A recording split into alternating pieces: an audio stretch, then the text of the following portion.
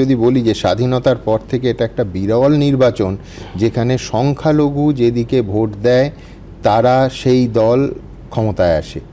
বহু বছর পর, আমাদের জ্ঞানে তো বটেই, বহু দশক পর এরম একটা ভোট হলো যেখানে পারসেপশন যেটা, যে সংখ্যালঘু ভোট তোমরা পাওনি, তা সত্ত্বেও তোমরা ক্ষমতায় এসেছো এবং বিপুল আসন নিয়ে ক্ষমতায় এসেছো। এটা তো একটা রেকর্ড। এই বার্তাটাই তো আমরা দিতে চেয়েছিলাম।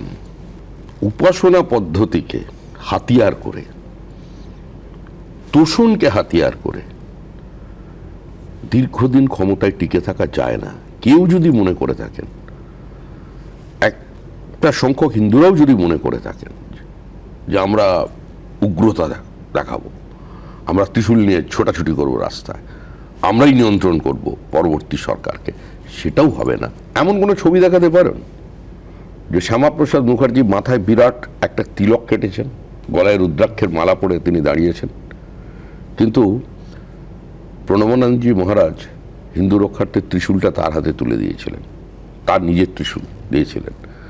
তিনি যেদিন চলে যান পৃথিবী ছেড়ে, মানে খুন করা হয় তাকে, সেদিন এই পশ্চিমবঙ্গে অরন্ধন হয়েছিল। 3 দিন অরন্ধন হয়েছে। এরকমও গ্রাম, এরকমও শহর আছে, কোনো পার্টির ডাকে নয়।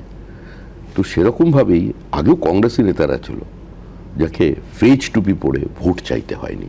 ঠিক রায়কে হয়েছে কোনোদিন। কিন্তু প্রতিনিধিত্বমূলক গণতন্ত্রে একজন সংখ্যালঘুকেও তোমরা টিকিট দিলে না, তোমাদের একজন বিধায়কও নেই, হবে না।